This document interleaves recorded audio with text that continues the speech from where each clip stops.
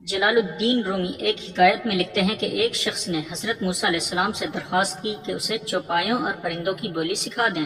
آپ علیہ السلام نے اسے منع کیا کہ یہ بات خطرناک ہے، وہ اس سے باز رہے۔ اس نے اصرار کیا تو حضرت موسیٰ علیہ السلام نے اسے کتے اور مرغے کی بولی سکھا دی۔ صبح کے وقت اس کی خادمہ نے دسترخوان جھاڑا تو باسی روٹی کا ٹکڑا گرا۔ مرغ نے اس ٹکڑے کو اٹھا لیا۔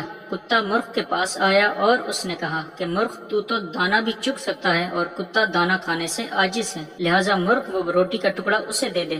مرغ نے کتے سے کہا کہ چپ ہو جا، غم نہ کر، آقا کا گھوڑا کل مر جائے گا، تجھے اللہ پیٹ بھر کر کھانا کھلائے گا۔ مالک ان کی بولی سمجھ رہا تھا، اس نے گھوڑا فروخت کر دیا اور اپنے آپ کو نقصان سے بچا لیا۔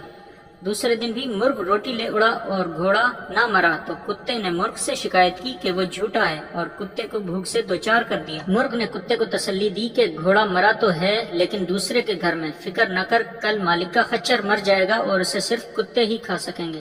مالک جو ان کی بولی سمجھ رہا تھا، اس نے خچر بھی فروخت کر دیا اور دوسرے نقصان سے بھی خود کو بچا لیا۔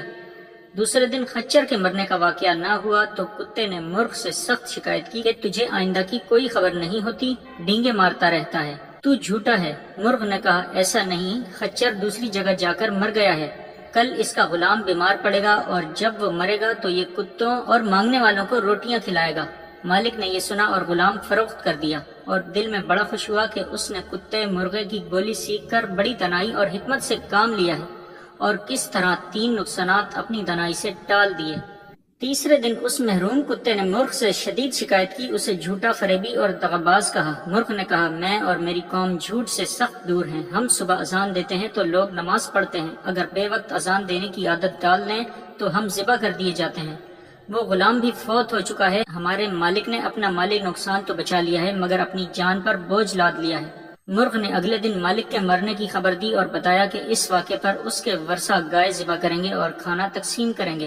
یہ سن کر وہ شخص بہت پریشان ہوا اور حضرت موسیٰ علیہ السلام کی طرف بھاگا آیا اور سارا واقعہ سنایا اور بتایا کہ میں ڈرا ہوا ہوں کہ کتے اور مرغ کی پہلی تینوں باتیں سچی تھیں، اب جبکہ انہوں نے اس کے مرنے کی خبر دے دی ہے تو حضرت موسیٰ علیہ السلام ہی اسے پناہ دے سکتے ہیں۔ موسیٰ علیہ السلام نے اس شخص سے کہا فطرت کا اصول ہے کہ جب اس کی کمان سے تیر نکل جائے تو موسیٰ علیہ السلام بھی اسے واپس نہیں کر سکتے۔ ہاں میں تیرے لیے سلامتی ایمان کی دعا کر سکتا ہوں، تیری طرف قضا نے 3 دفعہ نقصان کے لیے ہاتھ بڑھایا جو تو نے اپنی تدبیر سے لوٹا دیا، اگر تو ایسا نہ کرتا تو قضا تیرے مالی نقصان سے پلٹ جاتی اور یہ بڑی مصیبت اس قدر جلدی تیرے سامنے نہ آ کھڑی ہوتی۔ اب اس سے راہ فرار نہیں ہے۔